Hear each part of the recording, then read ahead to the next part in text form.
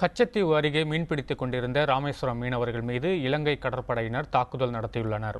மீன்பிடி சாதனங்களையும் இலங்கை கடற்படையினர் சேதப்படுத்தியதாக பாதிக்கப்பட்ட மீனவர்கள் புகார் தெரிவித்துள்ளனர். இதுகுறித்த கூடுதல் தகவல்களை தொலைபேசியில் தருகிறார் நமது ராமநாதபுரம் செய்தியாளர் ஆனந்தன். ஆனந்தன், எத்தனை மீனவர்கள் மீது தாக்குதல் நடத்தப்பட்டுள்ளது? கரை திரும்பிய மீனவர்கள் தாக்குதல் குறித்து என்ன சொல்லியிருக்காங்க?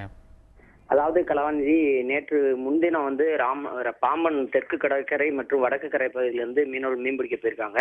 நள்ளிரவுல கச்சத்தீவுக்கு அருகில கடல் அதிகமா சீற்றத்துடன் காணப்பட்டதுனால அவங்க கச்சத்தீவுக்கு ஓரத்திலேயே நங்கூரம் விட்டு இருந்ததாக கூறப்படுறாங்க.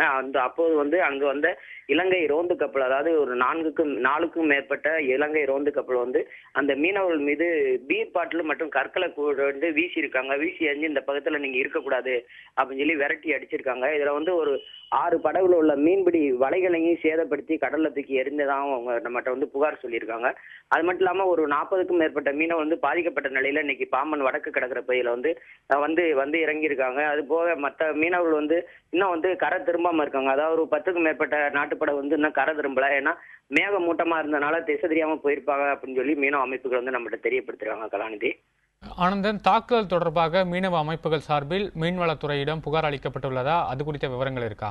அதாவது இது குறித்து நம்ம மீனவர் சங்க அமைப்பிட்ட நம்ம கேட்டோம். அவங்க என்ன சொல்றாங்கன்னா, இது கடந்த 30 வருட காலமாக தொடர்ந்து நடைபெற்று வருகிற ஒரு நிகழ்வு. இதுல நம்ம மீன்துறை அதிகாரிகிட்ட போய் புகார் கொடுக்கறதுனால எந்த விதமான ஒரு நடவடிக்கையும் ஏற்படாது அப்படின்னு திட்டவட்டமா சொல்றாங்க. அது மட்டும் இல்லாம பத்திரிகை மற்றும் மீடியாக்கள்ல அந்த பேட்டி கொடுத்தாவே அவங்களுக்கு அதாவது போலீஸ் மற்றும் மீன்துறை அதிகாரியினாலே உங்களுக்கு பிரச்சனை அதிகமா இருக்கும். அதனால நீங்க இந்த செய்தி வெளியிடுங்க, ஆனா முகத்தை காமிக்காதீங்க அப்படின்னு சொல்லி அந்த தலைவர்கள் நம்மகிட்ட வேண்டுகோள் விட்டுருக்காங்க. கலாநிதி, ஆனந்தன், இலங்கை கடற்படையால் சேதப்படுத்தப்பட்டுள்ள மீன்பிடி சாதனங்களுக்கு நஷ்ட ஈடு கிடைப்பதற்கான ஏற்பாடுகளில் மாவட்ட நிர்வாகம் உள்ளிட்ட அமைப்புகள் என்ன மாதிரியான நடவடிக்கைகள் எடுக்க வேண்டும் என மீனவ அமைப்புகள் வேண்டுகோள் வைக்கின்றன?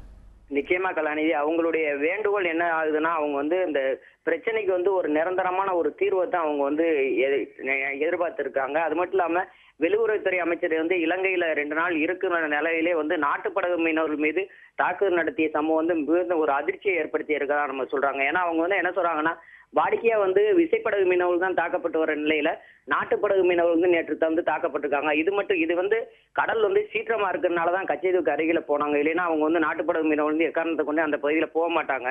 அந்த இயற்கை சீற்றம் காரணமா அங்க போன மீனவர்கள் இப்படி தாக்குதல் நடத்தி கரைக்கு அனுப்பியிருக்கிறது மிக வருத்தத்தை தெரிவிச்சிருக்கு அப்படின்னு சொல்றாங்க. அது மட்டும் இல்லாம அவங்க என்ன சொல்றாங்கன்னா, நஷ்ட ஈடுங்கிறது எங்களுக்கு தேவையில்லை, எங்களுக்கு நிரந்தரமான ஒரு தீர்வு ஏற்பட்டாவே நாங்க நிம்மதியா தொழில் பண்ண முடியும் அப்படின்னு தான் நம்ம அந்த மீனவ அமைப்புகள் நம்மகிட்ட புகாரா குறித்து சொல்லியிருக்காங்க. கலாநிதி, உங்களுடைய தகவல்களுக்கு நன்றி ஆனந்தன்.